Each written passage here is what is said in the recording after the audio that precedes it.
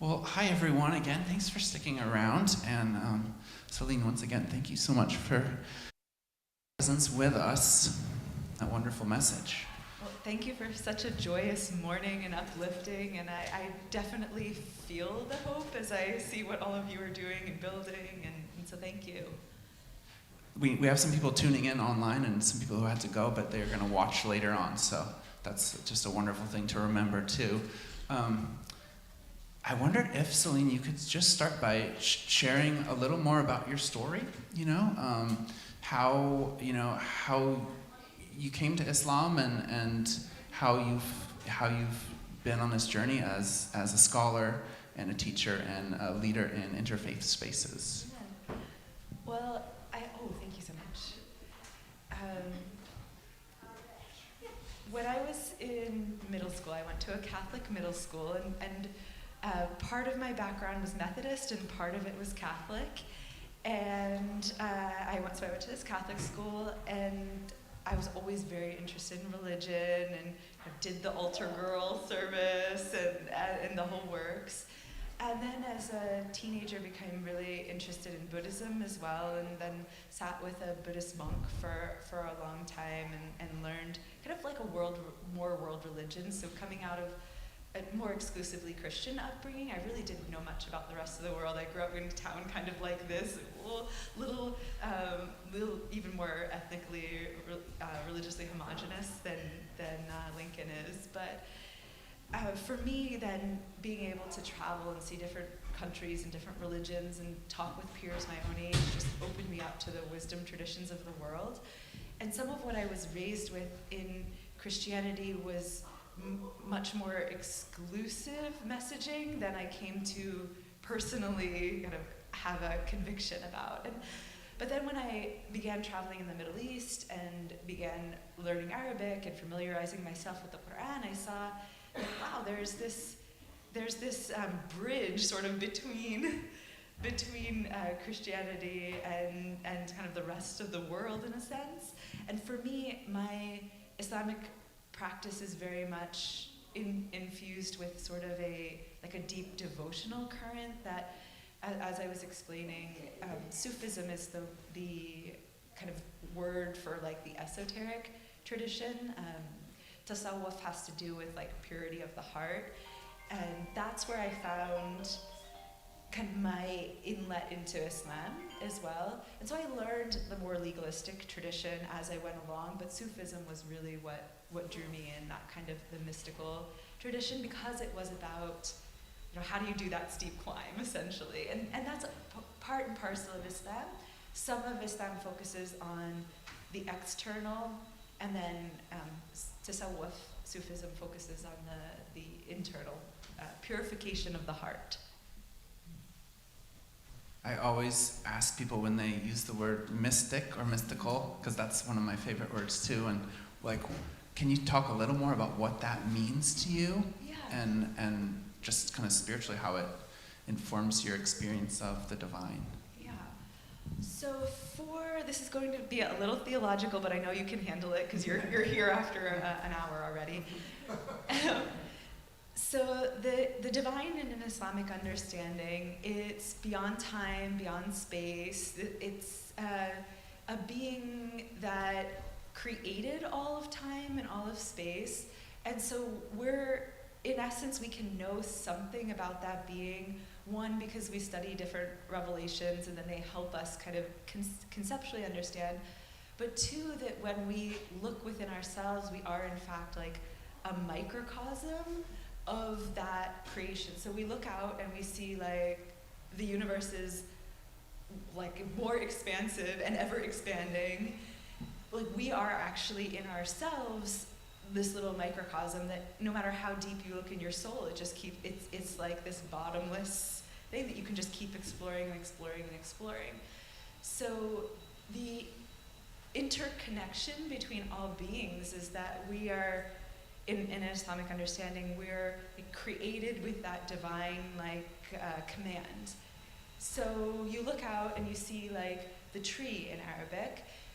Everything in Arabic has like shajara would be the tree, and you can see the mighty, majestic properties of the tree.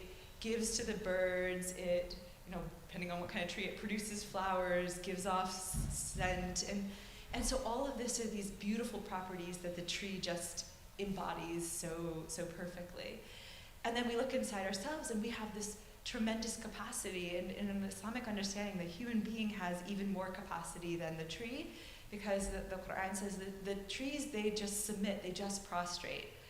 Human beings have this independent will that can kind of veer off its sort of divine purpose. So we look at like the birds, and they just have this natural ability to soar, and like understand the wind currents and migratory patterns. Like that is just all in their sort of createdness. And it's almost like we ourselves have that internal compass too. We have that ability to kind of ride life and ride the winds of life.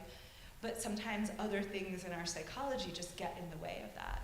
And so the mysticism element is realizing all of those inner capacities, but then also realizing like what in the human psyche, in my human psyche, is prohibiting me from like realizing my full potential. And it could be like fear, it could be greed, it could be hatred, it could be like all kinds of things.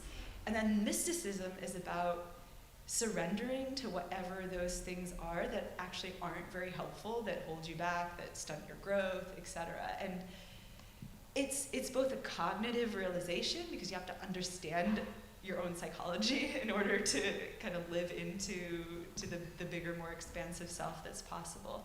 So there's an intellectual component to it, but it also it's through chanting and prayer and embodied experiences. And I forgot at some point I was going to talk about Ramadan, so we'll maybe do that now here. But it's like the fasting, you're physically emptying out of food, but you're also then emptying out of all of these other kind of distractions in life, and kind of refocusing. So your digestive tract is kind of like resetting, but your spirituality is resetting too. So the external has a direct kind of correlation to the internal. So the Prophet Muhammad, who's we look to all prophets like Jesus, Moses, Abraham. We treat them all as prophets, and then Muhammad is the prophet who brought the Quran. So it has like a special link because we spend so much time studying the Quran. But the prophet said, like, woe unto those people for whom all they get out of their fast is hunger and thirst. Right? Like it's not fundamentally about that. It's about that emptying out process that's a spiritual one. I'm really interested in the relationship between mysticism and organized religion or orthodox theology, right? Because I think sometimes we think of them as being opposed. Like if you're a mystic, you don't need any of that. You kind of just go into the woods and experience the divine. But it sounds like the way you're talking about your own experience, it's both, right? It's mysticism through an organized practice, through theology. And in the Christian tradition, there's that as well, specifically in the Catholic tradition. But yeah, let's keep talking about this a little bit and touch on Ramadan a little more. It's coming up in a week and a half. I think this year it's the day before Lent begins, so that's kind of interesting for all of us. What does it look like for you to prepare for that season, and then I'm curious practically as well as spiritually how your life is different, and then also just to hear maybe about some of the insights that do open up. We'll go to your first question about what is the purpose maybe of these rules and that part. And the self is so expansive, right? But in order to reach that expansive self, sometimes you have to use constriction in order to train. And if you think about it, those of you who have trained for sports, or I'm always going back to sports metaphors, but you have to isolate certain skills so that when you put them together, then they all go fluidly, but you have to kind of break it down. And that's part of what the rules do. They help you just hone in on very specific things so that you can live into that more expansive self. So they're there to to wake you up in the morning so that you sit in the quiet of the night and reflect, or to slow down your day. I'm thinking of the prayer times, because it's easy to get caught up in just what's next. And so they have a purpose for kind of self-regulation, but also then some of the external rules are, how do all of these nice expansive selves with their own egos function together? So there's an interior component to it, the training of the soul, but then there's also just like how to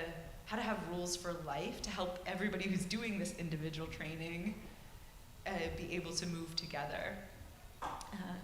And so for Ramadan, it's interesting. Leading up to Ramadan, it's almost like I imagine a runner like preparing for a marathon or something. Like, you look forward to it at the same time. It's hard, so there's that anticipation, but also a little bit of planning for how to be able to do it.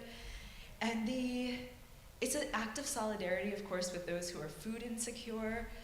It's everybody's kind of running on the same rhythms. And so, especially if you're in a country where many, many, many people are fasting all at the same time, it creates this kind of communal, like almost like a liturgy of the day. Like, everybody's waking up in the early morning and trying to get that meal in before the first light of dawn, and then the aromas start coming out like 4 p.m., 5 p.m., right? And so there's just a certain joy in that communal life, and so it creates this time of exception, and that it's a whole month long, so it's enough time for your body to readjust to the different rhythms, and just creates kind of this sacred time that's like a little bit of exception from the rest of busy life. And you just make extra effort to see family and friends and host people and give, and the spirit kind of feels like Christmas, but with fasting. One of the most powerful parts about your sermon and the reading today for me was hearing the surah in the Arabic. And I might have told you when we spoke on the phone, I'm also a poet, and so I'm really interested in sound. Like, for me, writing poems, I listen to the sounds first. And I had a professor, Michael Sells, who translates... Who is the renowned expert in Quranic poetics, so just you know. He writes beautifully about being in maybe Egypt and being on buses, right, and hearing cassettes of the surahs being read. And I think that was the origin of his becoming an Islamic scholar. And I just wonder if you can talk about sound, because it felt like the whole space was transformed, right, this morning, hearing that in Arabic. What role does sound have in spirituality for you? I'll give you a sound. So the opening verses of the Quran, it's called the Fatiha. Fataha means to open in Arabic, and it said it's the opener of the book. It's like the preamble of the Quran. It's the first surah. But then it also, if you notice the sounds, they are long vowel sounds, and so I'll just recite the first few lines, and you can kind of hear it. A'udhu billahi minash shaitanir rajim. Bismillahir rahmanir rahim. That's the part you say before you do a recitation. So Bismillahir rahmanir rahim. Alhamdulillahi rabbil alamin. Ar-Rahmanir Rahim. Maliki Yawmiddin. Sorry, I'm a little short of breath today. So you hear the elongation. So when you just hear it, you might be like in a busy, frantic day, and then all of a sudden it just like the sound just it takes you back. So Rab, you might have heard some words that sound familiar, especially if you know some Hebrew. There's a lot of cognates in the Arabic. But there's other surahs that are much more forceful, and the sound will be like heavy consonants or the like. So there's definitely a connection between sound and meaning. And oftentimes the Quran too, goes on a certain rhyme pattern and you're getting soothed, and then it'll switch up the rhyme pattern and say like something like, why don't you human beings reflect? You're like, oh. Like the sound pattern itself startles you and kind of wakes you up a little bit. Like a musical composition.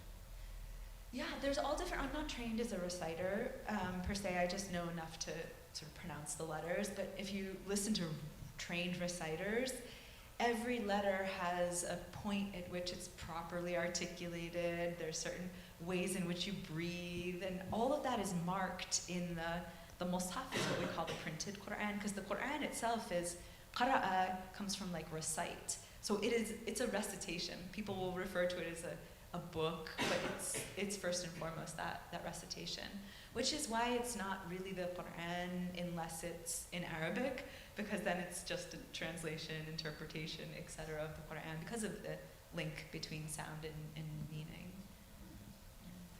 Recitation sounds like singing to me. It's almost like say the words you're singing. Yeah, there's different styles, and there's a style where you can still just say the words. Like I could say wal asr innal insana lafi khusr illa alladhina amanu wa amilu salihat wa tawassaw bil haqqi wa tawassaw bis sabr. Like you might hear that in the course of a sermon. Other people in their sermons will switch into much more of a melody. They're called maqamat, like the melody. Maqam is like a station, so you can see it's like rising and lowering. And I haven't studied any of those, but people who have studied those, musicians, you can really appreciate, and they'll put different maqamat to evoke different kind of feelings as well. Does that differ like from country to country and from tradition to tradition within Islam? Yeah, there'll be different styles, and people, first you train in how to actually pronounce the letters properly, and then you can train in some of the improvisational melody of recitation.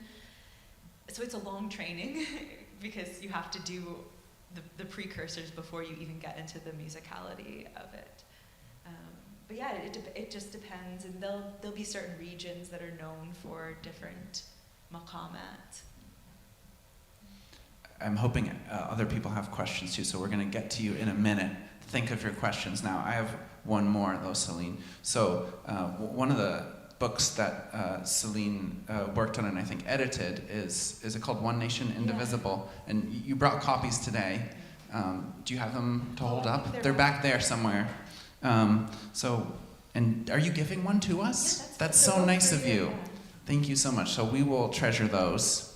But I did want to talk about civic love for a little while and thinking about our worship theme here. Oh, thank you, Sarah. So I should say a word. This actually came out of when I was teaching at what used to be called Andover Newton Theological School, which was this beautiful congregation or beautiful seminary of Congregationalists and UUs. And then I was in a position where I was jointly teaching with Hebrew College in Newton. And so many of the essays in there, not all of them, but many of them come from my students who were in courses on the Quran or on Islamic ethics or the like, and reading their own scriptures, biblical scriptures, and kind of noticing these comparisons. So a lot of that work, there might even be names that you would be familiar with, who were my former students and who are now ordained and having their own congregations. And then some people who are my colleagues in chaplaincy ministry when I was putting this volume together. We were talking before about, I guess as probably is always the case in America, the different relationships and different experiences of people who are Muslim right now, and thinking about the Somali communities in Minneapolis, right?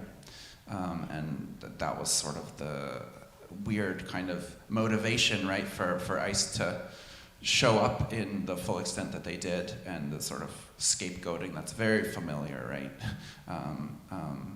towards Muslim communities in that sense.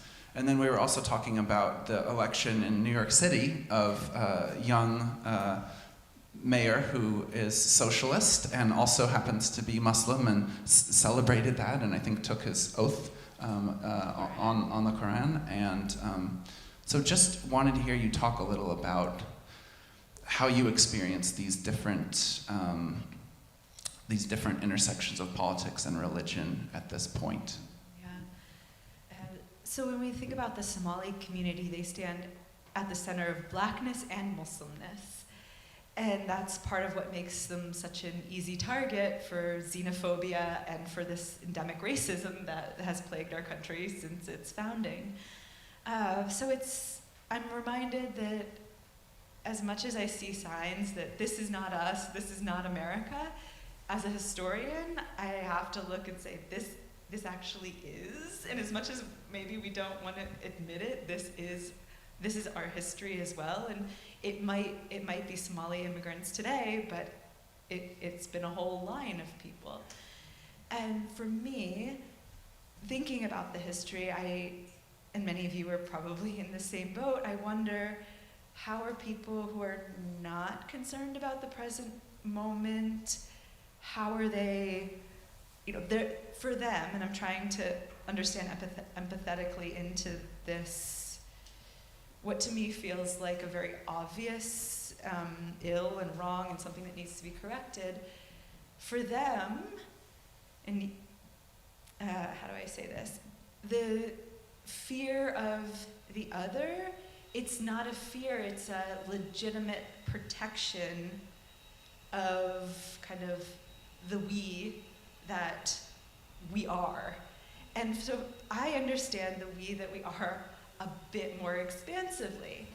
And that's how where I think if we talk about, well, who is this we?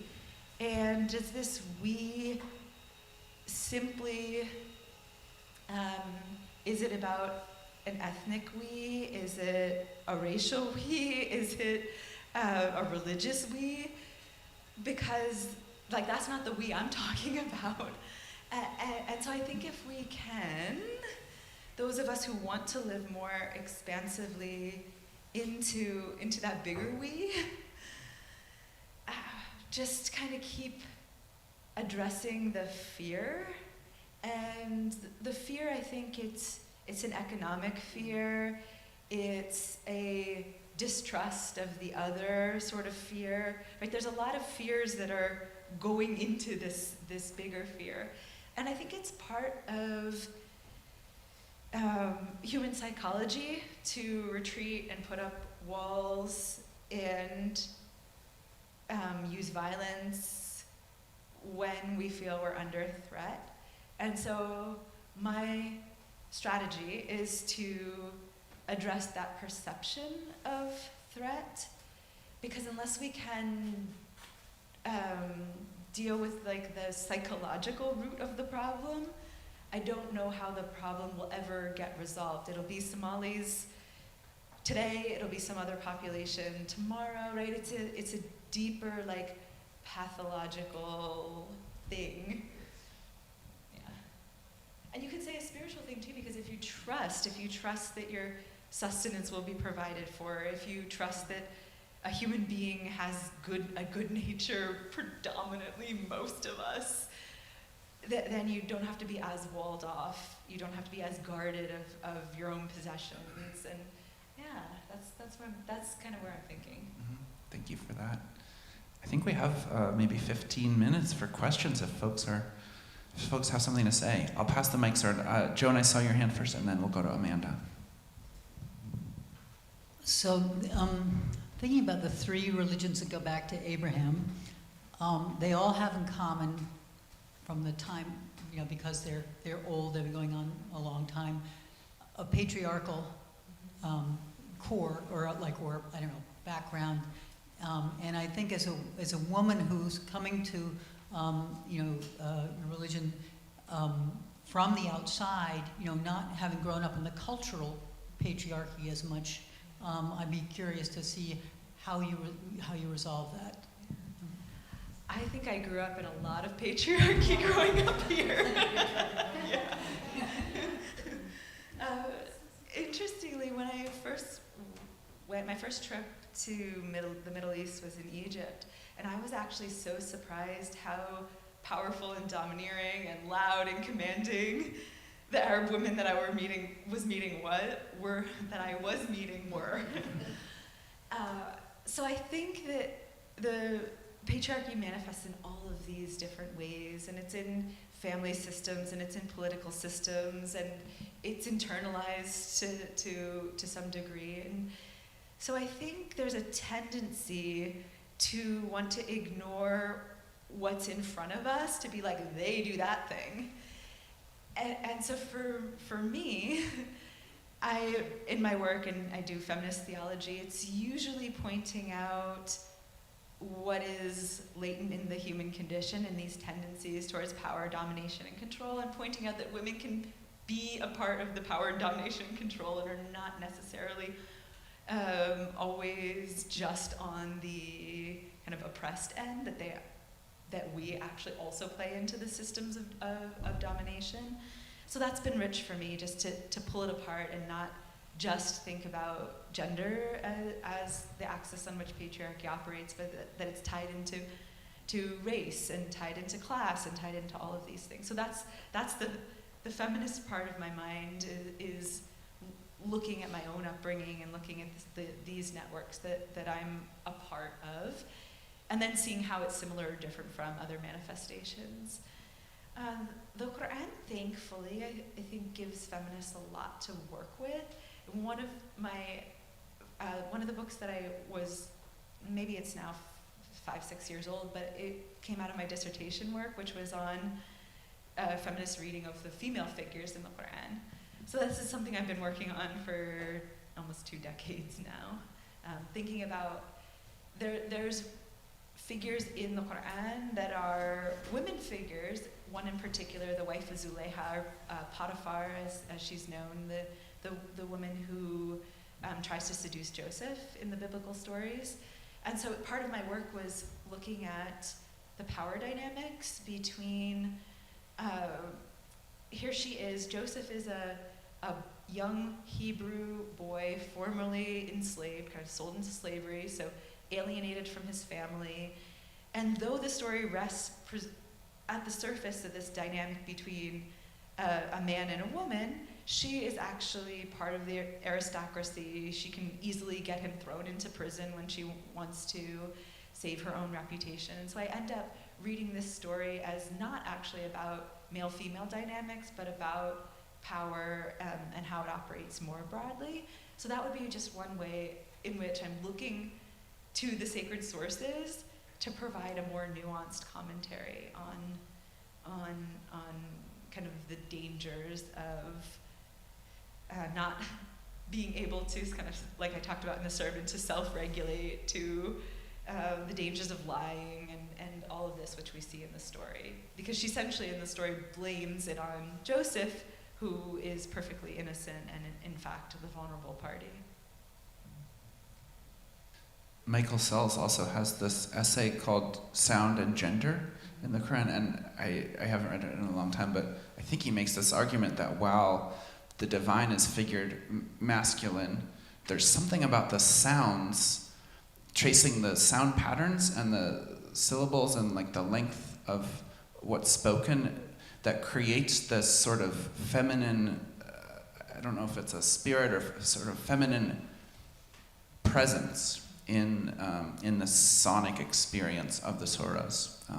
So the pronoun, the divine isn't actually gendered in Islam, which is interesting. It's linguistically gendered in the sense that huwa is the singular pronoun, and you'd say it for, it's like Arabic is a language like French where just objects are gendered, but interestingly, the object will change to feminine when it's in the plural. And you could sort of imagine that to associate femininity with plurality because of the reproductive cycle or the like. And so that's the only way in which the pronoun is masculine, but it's masculine in the way that like this is masculine, or like, yeah. And so the Rahman and Rahim relate to the root, and same in Hebrew, the womb. And so Rahman and Rahim, you heard me chant them, Bismillah, Rahman, Rahim, Alhamdulillah, Rabbil Alameen, Rahman, Rahim. They're all throughout the Quran. And so those names of the divine come from the same root as womb. So there's this, and they're the most kind of commonly recited divine names, other than Allah, which means the God, or Rabb, which is just like Lord. But Lord in the biblical sense, which has more of a caretaker, not just an overseer type of meaning to it. Yeah. So the Ha is also like the spirit is gendered feminine. And you could say that, like, why wouldn't it be a huwa? Like, because the spirit, the Quran talks about it as it was a single spirit, and then it kind of bifurcated into all of the, it continues to bifurcate into all of humankind. So the spirit, though it's like in the plural, so it's referred to as in the feminine. It's just kind of neat things about Arabic. Hi, thank you. I was just wondering, when you go to a Muslim country and they have the call to prayer broadcast over the loudspeaker, is that always the same prayer, or is it ever changing, and what are they saying? Yes, a great question. So it's typically the same. In the morning they'll add a line, and it says, prayer is better than sleep. So that's one. And in fact, that was, Islam kind of tries to conserve, the spirit is to conserve as much as the originality. So in that sense, it's what you would hear around in any mosque today would be what the early community was also saying in the 600s. But that little line, prayer is better than sleep, was a very early addition, but it was an addition, so just a little reminder, kind of you're laying in bed. And yeah. So the adhan will start Allahu Akbar, and Akbar is like the superlative, so it's like greatest. And when you do it, the muaddin puts their hands like this, and so I once had a more esoteric spiritual teacher that said, you're putting behind all your other thoughts. You're like clearing your mind as you're raising your hands to say that. So Allahu Akbar, Allahu Akbar, Allahu Akbar, Allahu Akbar. Wait, hold on. If I read it, Allahu Akbar, Allah.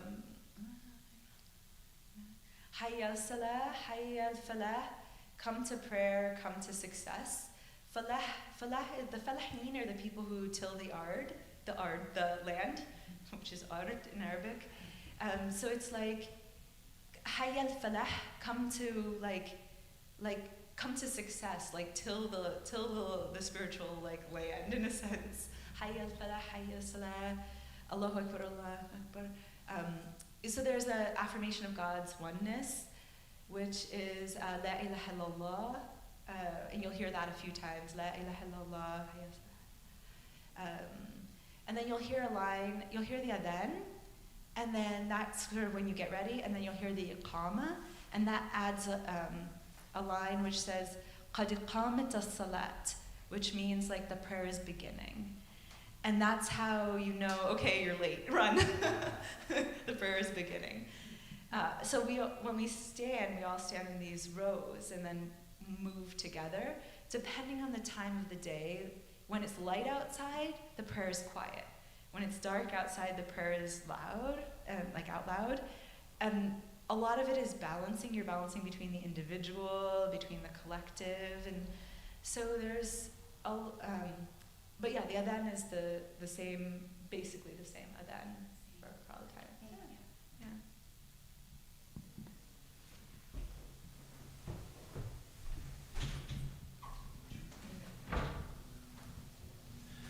So when I was in college, religion was very, very, very far out of my realm.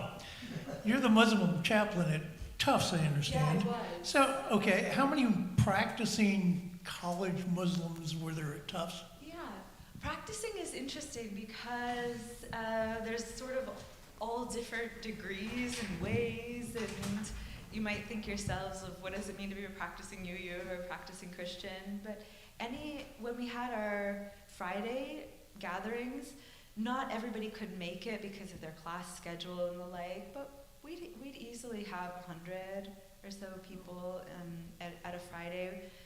It's, I think, depending on how safe people feel being kind of known as Muslims, that also impacts who comes. And Friday services, fascinatingly for me, they're required for observant Muslim men.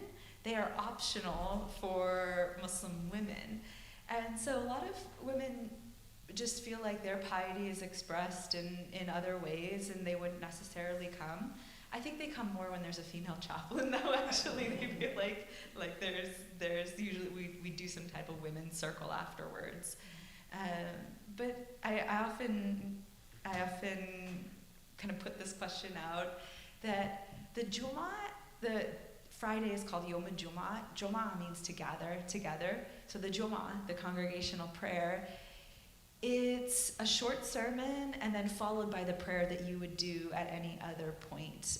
A little bit shorter for Jummah, but it's the same congregational prayer that you would do alone if you're alone or with other people at any other time of the day when the prayer comes.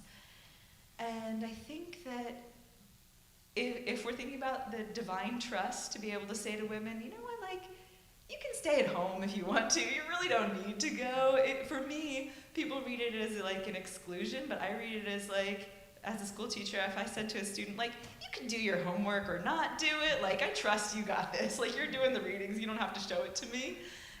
So that's the way I interpret it. It's just like guys gotta show up. like women, like, we know you're doing your thing. Like, just keep doing what you're doing. That's my feminist reading. Liz and then Sean. Hi. So I actually had a similar question along RL's line because Tufts, like, it's much more a bigger area. So now you're out in Groton. Mm-hmm. Like, do you have community there? Yeah, we And still do the Jummah. You do? Yeah. And also, I just have like a question about safety. Like, how do you feel like moving through the world mostly? Yeah, you know, I think alhamdulillah, hamd means praise, and like, alhamdulillah, Massachusetts is a nice place to be. You all know that, except for maybe when it's so cold, but no, really, I feel like this area of the country is pretty safe, and I walk through the world with whiteness privilege as well, so there's that. And I don't have a foreign accent, so I don't face the xenophobia in the same ways. It's hard, and I'm thinking of like, what would my Black Muslim colleagues say? And they would not say what I just said. They would talk about other things, I'm sure.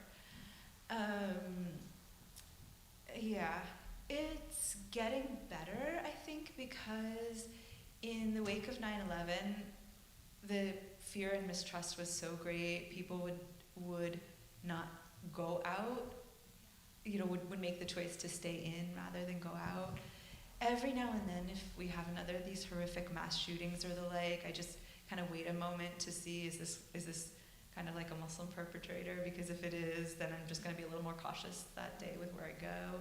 So there's just that in the background, but thankfully this area of the country, I think because of the spirit of congregations like this one, and just that general sense that Massachusetts has of trying to live into welcoming all different ethnicities and nationalities and religions, and I feel like Boston has some of that spirit, and we have so many Muslims in this surrounding area, like, probably well over 100,000 in Metro Boston and beyond. So I think I once said to Charlie Baker, when he was governor, was doing like outreach listening circles, and I had attended one as sort of a representative of the Muslim community, and I said he said to me, I think I said to him, I'm like, oh, you're the first Republican who's like reached out to do a listening circle with the Muslim community, and that to me, his response was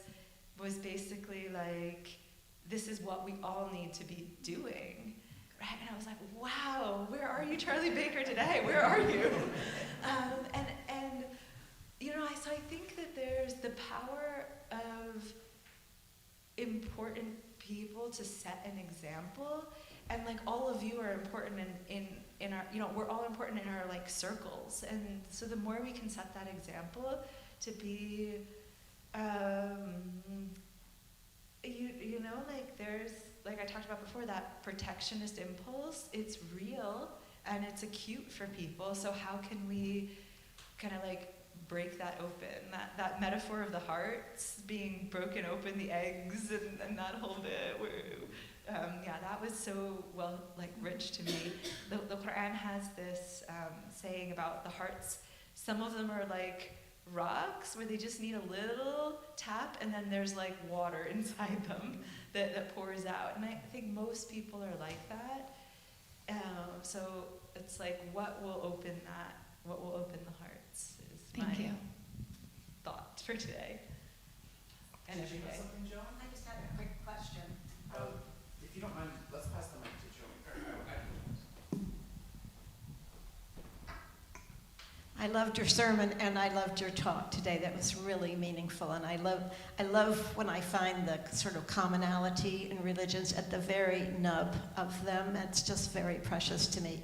But when you were talking about the evening prayer, is there a time that you have that Muslims have services with a sermon, or is it always just I don't mean just the prayer, but is it always solely the prayer? Yeah, that would be the Yom Jummah, that day of gathering. And it's on Friday afternoons because Friday is actually the weekend. If you're in Dubai, you have a 3-day weekend because they're very, very inclusive of Muslims, Jews, and Christians in Dubai. So it might even, I don't know if it's just Dubai or the whole United Arab Emirates, but yeah, there's a 3-day weekend because the weekend is typically, in many Middle Eastern countries, it will be Friday and then Saturday. So yeah, Sunday, even in Arabic language, Sunday is Yom al-Ahad. Ahad is one. So you start the week on first day, second day, third day, fourth day. They're literally called, like, they're numbered like that. So yeah, 3-day weekend, not a bad idea. Oh, thank you. And I also wanted to say that we do have a Muslim member of our church, Hawa Ibrahim. Yes, I met And her. she is one of my spiritual leaders. She's just been absolutely amazing. She gave a sermon here once, and it was so wonderful. And so she's the person who comes from Dubai or Nigeria or somewhere else, Italy. She, you know, it's just wonderful. Oh, so Hawa Ibrahim works on Islamic feminism, and Yes. yeah. So she and I were at Harvard Divinity School at the same time. Oh, that's wonderful, because she's written this book of how to defend women from Sharia law by being a prosecutor and studying the prosecution. She learned to write defense. So interestingly, what she does is just go back to an old ruling in the law that she brings forward, which is really fascinating because a lot of my colleagues who work in feminist studies and the law are simply going back to the more ancient tradition, because in some ways it was actually pretty good for women. Not in all ways, but in some ways, and you can kind of bring those forward. And things like, in Islam, property is held independently by women, and that's been from the very beginning. So some of the rules and regulation around independent property wealth are pretty good, and certain other things around women were always part of the political community. So we don't have to have like a 19th Amendment in Islam at all, because they were always a part of the political community. So there are some things that are kind of helpful for feminists to bring forward from the early tradition.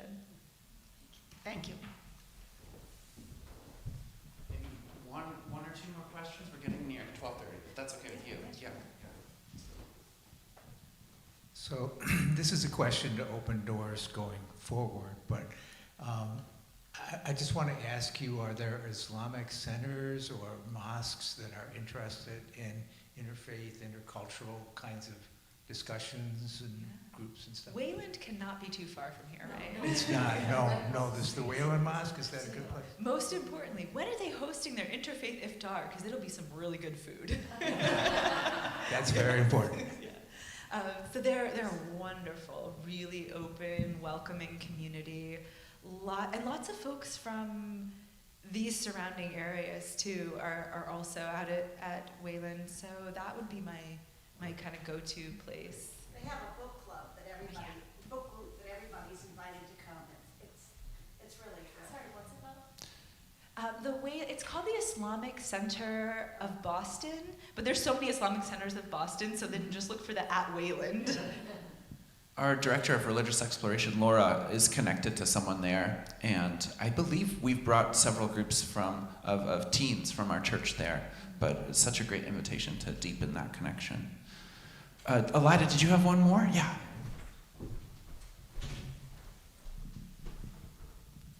I've really been sitting with your question of who's the we, and also what you said about the work that you're doing to try to understand, where are these people coming from, and really owning like my own version of what counts as a we for me right now, and what I'm not willing to listen to or look at or think about. People I've discounted, people I'm putting down, people I'm not willing to think about their perspective, and I think that's my side of the problem.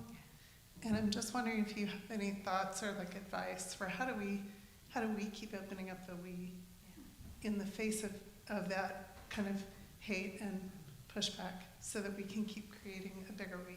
Yeah. It takes a lot of patience, I think, to engage, because the values are interpreted so very differently. And so I've had people who have said to me that people who are criminal because they came here seeking asylum without maybe the right paperwork, well, they are criminals. And I hear that and I'm just like, it's devastating for me. I think of people I know and they're not criminal, they're not. So if I hear something like that, I have to center first, because it's immediately, hearing something like that immediately knocks me off, right? And so then I'm like, what would help this person realize the depth of their own compassion? Right? And it's like you can't give a person something if they don't want it. So it's like, what would, what is the compassion barrier for them? And it's oftentimes not even something you can achieve through words. So even just saying I hear that you're really worried that if people who don't have the right paperwork keep coming to this country, it might affect your quality of life. Even if they didn't say that, and then it might make them think oh, is that what I'm thinking? And right, and it's just because they already have a track playing. And so you can kind of anticipate what that track is, and they don't have to tell you. You can just is that the track you're playing? No. And even just asking somebody what would it take for you to feel secure? Right, and it totally shifts out. Oh wait, I have security needs. This was just about it just helps call people into a space, and then they might actually want, if you're giving them what they actually feel what? It might just, yeah, exactly. So this artist Banksy, do you know Banksy? It might be an artist collective or an individual artist. Your image there of pulling it apart. So he painted on one of the divider walls between Israel and Palestine. He painted two little angels that are pulling apart the wall, and inside you see this beautiful vision. And right, that's what I keep going back to that in my mind when I'm somebody's in front of me and they're clearly feeling vulnerable. I might not look at them and say you're vulnerable, but they're feeling vulnerable. And it's like, okay, where are these little angels that are just gonna like pull this back and like let this light in? Yeah. And at times people really are vulnerable, right? They're feeling like my paycheck, my retirement, it's getting thinner and thinner, and so then you can also just make that connection with people based on whatever the insecurity actually is. Yeah. Celene, it's been such a privilege to have you with us today. This is so great. Let's give one more round of applause. Thank you so much. We hope you'll come back sometime. Please keep me in your prayers, and thank you for all you're doing so much. So keep up the good work. Wow. Can we find your books online? Oh yeah. I always feel weird about that, but because I write them for like to get them out in the world, so it makes me really thrilled that you're interested. And yeah, let me know too. And there's copies that can live like between your shelf and the congregation, wherever else. So thank you. Thank you.